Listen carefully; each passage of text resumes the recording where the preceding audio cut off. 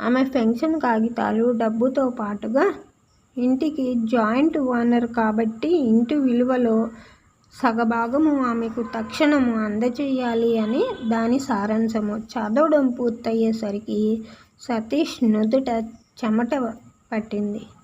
అతనికి ఆ క్షణాన కలిగిన ఆలోచన భార్య దాన్ని ఎలా రిసీవ్ చేసుకుంటుంది అని. అమ్మ అలా చేసిందేమిటి, సర్దుకుపోతోంది అనుకున్నాడు. ఇప్పుడు కూడా ఏ గుళ్ళోనో 2 రోజులు గడిపి తిరిగొస్తే ఎలాగో ఒకలాగా పద్మకి నచ్చజెప్పి ఇంట్లోకి తీసుకువెళ్ళేవాడు. లేకపోతే ఓల్డేజ్ హోంలో చేర్పించేవాడు. ఇదేంటి ఇలా అమ్మంటే సర్దుకుపోవడం కదా, త్యాగము అని ఏవేవో చెప్తారు. కొడుకు జీవితానికి ఇంత సమస్యగా మారింది. అతనికి అంత చిక్కడం లేదు. కొండచిలువ పరిష్వంగంలో ఉన్నవాడు ఎలా ఆలోచిస్తాడో అలాగే ఆలోచిస్తున్నాడు. వెంటనే రమ్మని పద్మకి మెసేజ్ పెట్టాడు.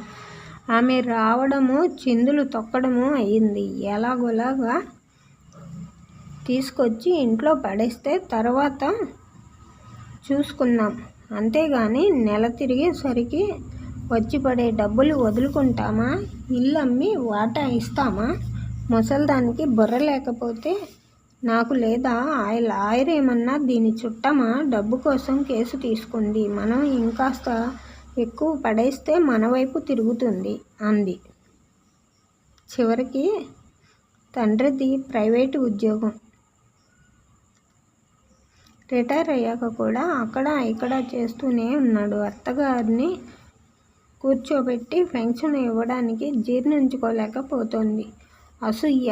ఇంటికి తీసుకొచ్చి 4 రోజులు తిండి పెట్టకుండా మాడిస్తే గదిలో పడేసి తాళం పెడితే తాడో పేడో తేలిపోతుంది. కాస్త లంచం పడేసి ఆ పెన్షన్ భర్త పేరు మీదకి మార్చుకోవచ్చు అని ఆలోచన. తండ్రి తిమ్మిని బొమ్మిని తిమ్మిని చేయగలడని ఒక నమ్మకం. ప్రసన్న ఇంట్లో అవుట్ హౌస్లో తాత్కాలికంగా ఉంటోంది హైమవతి. ప్రసన్న మామగారు ఉన్నప్పుడు పొరుగుళ్ళ నుంచి వచ్చే కక్షిదారుల కోసం ఆయన కేటాయించిన గదులవి. వృద్ధాశ్రమంలో వెళ్ళి ఉంటాను అంటే వద్దు అంది ప్రసన్న. మిమ్మల్ని కేసు వెనక్కి తీసుకోమని మీ కొడుకు కోడలు చాలా ఒత్తిడి చేస్తారు. ఇంకా వేరే వాళ్ళ చేత కూడా చెప్పిస్తారు. ఎవరూ లేకుండా ఒంటరిగా ఉండడం కన్నా